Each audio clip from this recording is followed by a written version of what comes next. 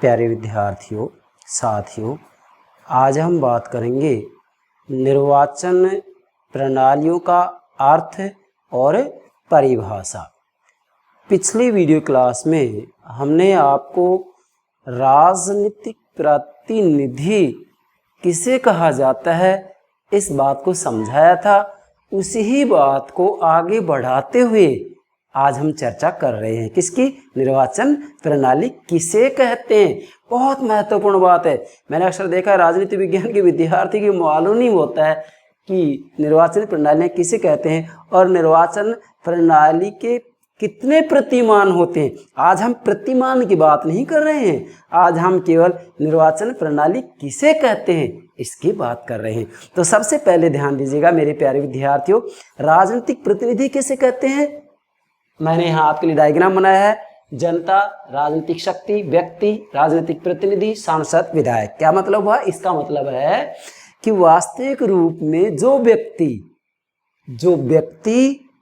राजनीतिक शक्ति जनता से प्राप्त करता है उसे राजनीतिक प्रतिनिधि कहा जाता है, या जनता जिस व्यक्ति को राजनीतिक शक्ति सुपुर्द करती है, या जनता जिस व्यक्ति को राजनीतिक शक्ति का प्रयोग करने के लिए निर्वाचित करती है, चुनती है, उसे राजनीतिक प्रतिनिधि कहा जाता है। जैसे सांसद और विधायक हैं, ये राजनीतिक प्रतिनिधि हैं, जनता ने इन्हें चुन करके भेजा है। अब यही बात आगे बढ़ाएंगे हम, क्या कि निर्वाचन प्रणाली किसे कहते हैं। इसका मतलब क्या होगा कि वास्तविक रूप में जनता जिस व्यक्ति को निर्वाचित कर रही है, जनता जिस व्यक्ति को निर्वाचित कर रही है, या वास्तविक रूप में जो निर्वाचित व्यक्ति है और जो जनता है, इन दोनों की क्या शर्तें हों, इन दोनों की क्या शर्तें हो, मतलब एक मतदाता को अपने मत का प्रयोग करने के लिए किन शर्तों को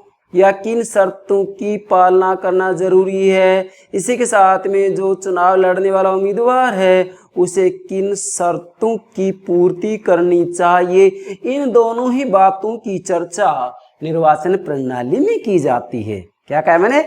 निर्वाचक मतलब मतदाता, निर्वाचक मतलब मतदाता और उम्मीदवार की शर्तों की चर्चा निर्वाचन प्रणाली में की जाती है। इसी बात को आज हम समझाएंगे, ठीक है। ध्यान दीजिएगा, मैं निर्वाचन प्रणाली की प्रतिमान नहीं बता रहा हूं आज कि भाई सामान्य बहुमत है या फिर जो है विशिष्ट बहुमत की बात आ रही है या आनुपातिक प्रतिनिधित्व की बात आ रही है। मैं ये चर्चा नहीं कर रहा हूं। मैं तो आज केवल निर्वाचन प्रणाली क्या है ये बताऊंगा। अगली वीडियो में, मतलब कल की वीडियो में, निर्वाचन प्रणाली की प्रतिमान बताऊंगा। उसके अंतर्गत वास्तविक रूप में सामान्य बहुमत, विशिष्ट बहुमत, आनुपातिक प्रतिनिधित्व इत्यादि जितनी भी प्रणालियां हैं, जितने भी प्रतिमान हैं, उन सबकी चर्चा करूंगा। यहाँ तो केवल आप ये समझेंगे कि निर्वाचन प्रणाली किसे कहते हैं। क्या निर्वाचन प्रणाली किसे कहते हैं? तो ध्यान दीजिएगा यहाँ मेरे प्यारे विद्यार्थियों, यहाँ तक ये बात क्लियर होगी। आप इस डायग्राम के माध्यम से राजनीतिक प्रतिनिधि किसे कहते हैं उसे समझ सकते हैं, और फिर उस राजनीतिक प्रतिनिधि का जो चुनाव होता है, उस राजनीतिक प्रतिनिधि का जो चुनाव होता है, मतदाता जिस उम्मीदवार को चुन करके भेजते हैं, यह मतदाता और उम्मीदवार इन दोनों के लिए कौन कौन सी शर्तें पूरी होना जरूरी है, इन शर्तों की ही चर्चा निर्वाचन प्रणाली में की जाती है। ध्यान दीजिएगा। तो यहाँ निर्वाचन प्रणाली किसे कहते हैं, इसके मैंने आपके लिए दो अर्थ स्पष्ट किए हैं, सीमित और व्यापक अर्थ। दो अर्थ बताए जाते हैं, सीमित और व्यापक। सीमित अर्थ में निर्वाचन प्रणाली किसे कहेंगे, नोट कीजिएगा। निर्वाचन प्रणाली एक ऐसी प्रविधि है, मतलब जनता जिस व्यक्ति को चुन करके भेज रही है, निर्वाचन प्रणाली एक ऐसी प्रविधि है जिसके द्वारा किसी राजनीतिक समाज में निर्वाचक, किसी राजनीतिक समाज में निर्वाचक का मतलब क्या होता है, मतदाता।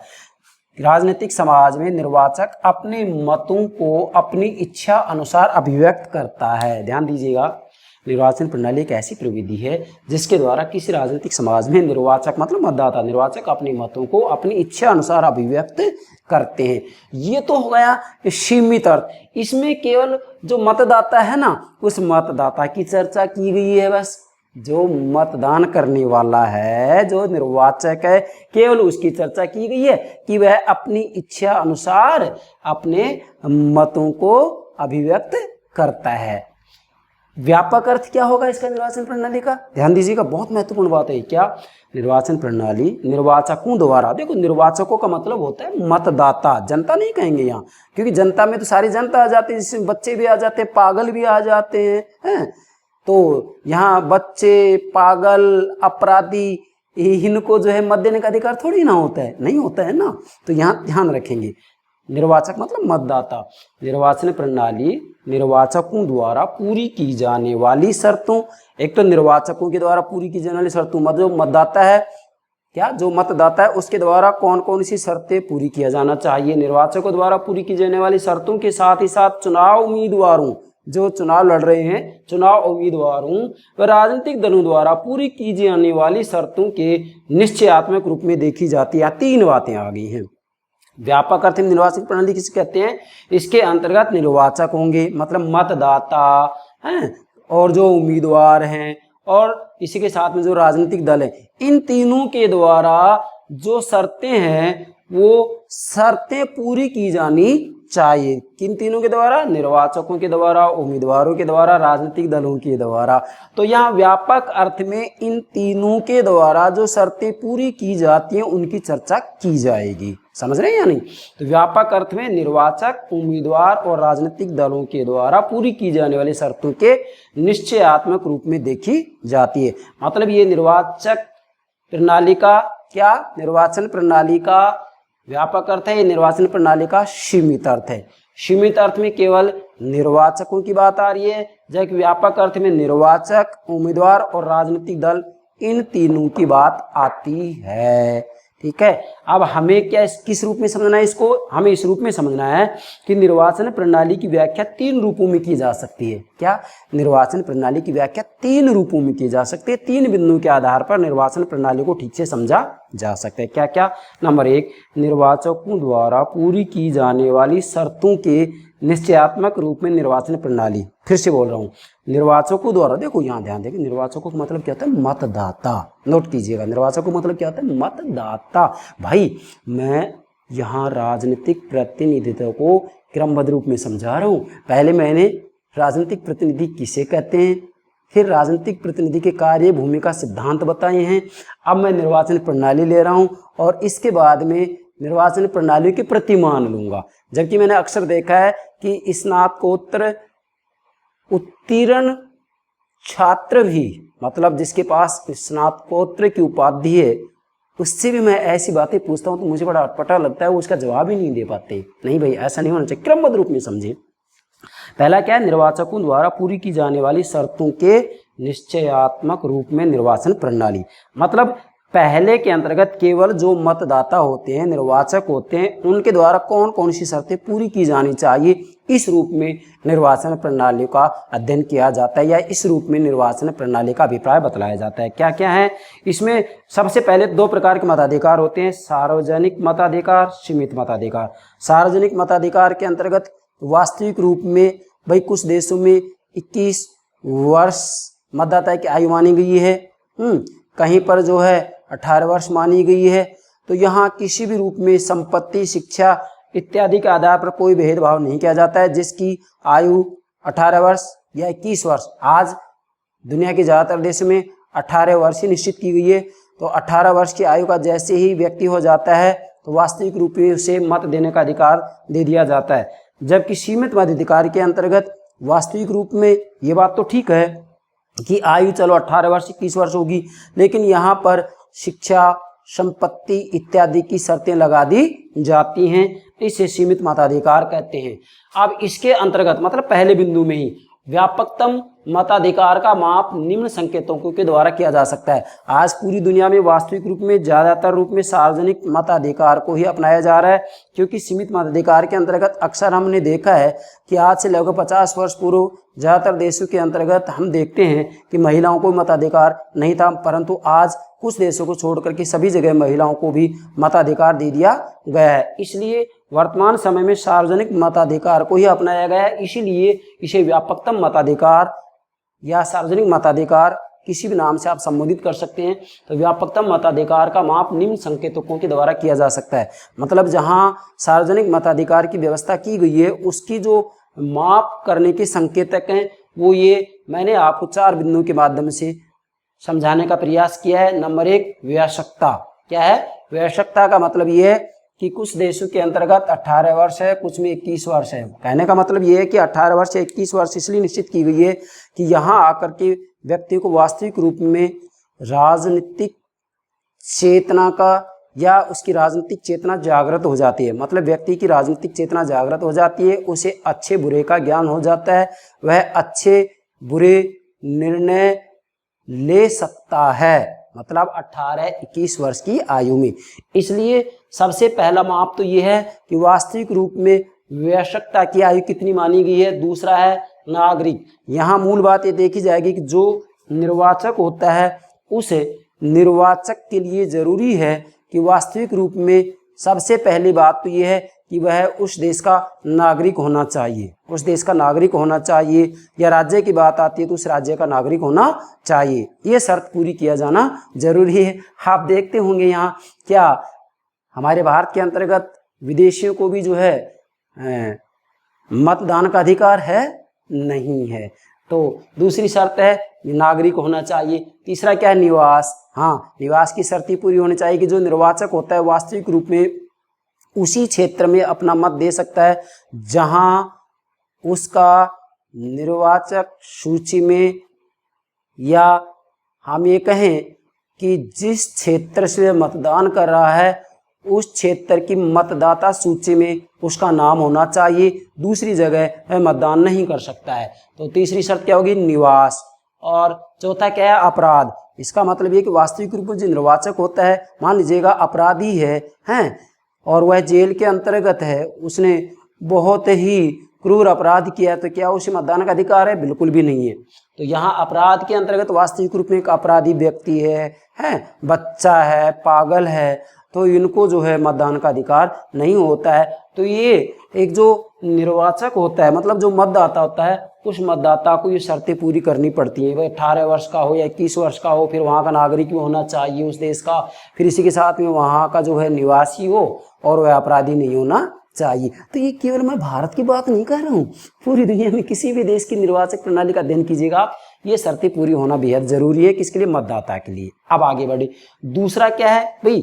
निर्वाचन प्रणाली की व्याख्या हम 3 बिंदुओं से कर रहे हैं। तो पहला तो क्या होगा? निर्वाचक मतदाता के रूप में व्याख्या कर रहे हैं कि इसके लिए क्या क्या शर्तें पूरी होनी चाहिए मतदाता के लिए।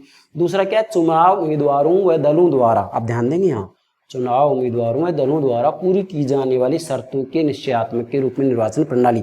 हमने व्यापक परिभाषा में यही तो बताया था कि निर्वाचक, उम्मीदवार और राजनीतिक दलों के द्वारा कौन सी शर्तें पूरी होनी चाहिए। तो निर्वाचकों की तो मैंने बता दी है। अब चुनाव उम्मीदवारों व राजनीतिक दलों द्वारा पूरी की जाने वाली शर्तों के निश्चयात्मक के रूप में निर्वाचन प्रणाली, मतलब यहाँ उम्मीदवार और राजनीतिक दलों के द्वारा कौन कौन सी शर्तें पूरी की जानी चाहिए, इस रूप में भी निर्वाचन प्रणाली की व्याख्या की जाती है। अब ध्यान दीजिएगा, यहाँ सबसे पहले हम इसे नकारात्मक और सकारात्मक 2 रूपों में विभाजित करें। नकारात्मक दृष्टि से उम्मीदवारों व राजनीतिक दलों में समानता की व्यवस्था की जाती है। कैसे? प्रथम व्यवस्था तय की जाती है, गुप्त मतदान की व्यवस्था की जाती है। आप देखिएगा ज़्यादातर देशों के अंदर गुप्त मतदान की व्यवस्था की जाती है। मतलब यहाँ हाँ या ना में हाथ ऊपर करके या नीचे करके इस रूप में जो है मतदान नहीं होता है, बल्कि गुप्त मतदान होता है। दूसरी व्यवस्था क्या है? धोखाधड़ी से बचाव के लिए व्यवस्था की जाती है। क्या? धोखाधड़ी से बचाव के लिए व्यवस्था की जाती है। तो इसके अंतर्गत वास्तविक रूप, आज मैं भारत का उदाहरण देना चाहूँ तो भारत के अंतर्गत वास्तविक रूप में यहाँ सभी के पास मतदान के लिए मतदाता परिचय पत्र दे दिया गया है। तो इससे किसी भी रूप में फर्जी मतदान नहीं हो सकता। मैं एक उदाहरण दे रहा हूँ। और जो तीसरी व्यवस्था क्या है? चुनावों के निष्पक्ष संपादन से संबंधित है।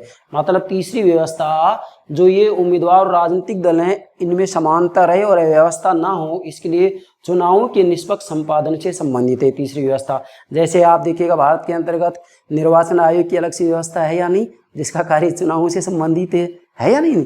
भाई हमारे भारत में निर्वाचन आयोग की अलग सी व्यवस्था है या नहीं? है। तो ये वही तो तीसरी व्यवस्था है, चुनाव के निष्पक्ष संपादन से संबंधित। तो यहाँ जो ये बात आ रही है, तीनों व्यवस्थाएं ये नकारात्मक रूप से है। मतलब उम्मीदवार और राजनीतिक दलों में समानता स्थापित हो, इसके लिए 3 प्रकार की व्यवस्थाएं की जाती है। पहली गुप्त मतदान, दूसरी धोखाधड़ी से बचाव के लिए व्यवस्था की जाती है, और तीसरी व्यवस्था चुनाव के निष्पक्ष संपादन से संबंधित है। अब इसके बाद में इसी दूसरे ही बिंदु में सकारात्मक दृष्टि से उम्मीदवारों दलों में समानता की व्यवस्था की जाती है। देखो बात हुई यार, उम्मीदवार और दल, पूरी निर्वाचन प्रणाली में 3 ही तो बात है, निर्वाचक, मतदाता, निर्वाचक, उम्मीदवार और राजनीतिक दल। बस इन तीनों के द्वारा कौन सी शर्तें पूरी की जानी चाहिए, यही तो निर्वाचन प्रणाली है मेरे भाई, यही तो निर्वाचन प्रणाली है। आप देखिएगा, सकारात्मक दृष्टि से उम्मीदवारों और दलों में समानता की व्यवस्था भी 3 रूप में की जाती है। यहाँ वैसे 2 बिंदु बनाए हमने। पहला है प्रथम खर्च की राशि सीमा निश्चित करना। भाई पहली जो व्यवस्था की जाती है तो खर्च की राशि सीमा निश्चित की जाती है, मतलब इस धनराशि से ऊपर खर्च नहीं किया जाना चाहिए, सभी देशों की बात आ रही है इसके अंतर्गत। और दूसरी व्यवस्था क्या की जाती है, चुनाव खर्च के लिए सरकारी सहायता देने की मानी गई है।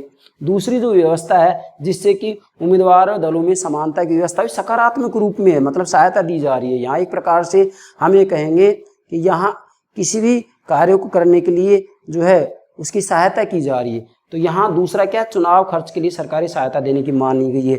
मतलब वास्तविक रूप में यहाँ दूसरी व्यवस्था सकारात्मक रूप में उम्मीदवारों और राजनीतिक दलों के लिए ये की जाती है कि सरकार के द्वारा जो है चुनाव का खर्चा वहन किया जाना चाहिए। अब वो अलग बात है, उस देश की अर्थव्यवस्था के ऊपर निर्भर करता है कि वह देश इस खर्चे को बर्दाश्त कर सकता है या नहीं, सहन कर सकता है या नहीं। ये कोई मतलब जो है कानून नहीं है कि सब देश इसको मानेंगे, ये तो एक व्यवस्था है कि ऐसी व्यवस्था की जानी चाहिए। ठीक है, 2 बातें हो गई। निर्वाचन प्रणाली की व्याख्या 3 रूपों में करें ना, पहले निर्वाचकों के रूप में, दूसरी उम्मीदवारों राजनीतिक दलों के रूप में होगी, और तीसरी व्याख्या स्थानों के वितरक के रूप में निर्वाचन प्रणाली। मतलब यहाँ वास्तविक रूप में जो स्थानों का वितरण किया जाता है इसके रूप में भी निर्वाचन प्रणाली की व्याख्या की गई है। कैसे, समाज में विविधता के अनुपात के आधार पर स्थानों का वितरण किया जाता है। क्या कह रहा हूँ, समाज में विविधता के अनुपात के आधार पर स्थानों का वितरण किया जाता है।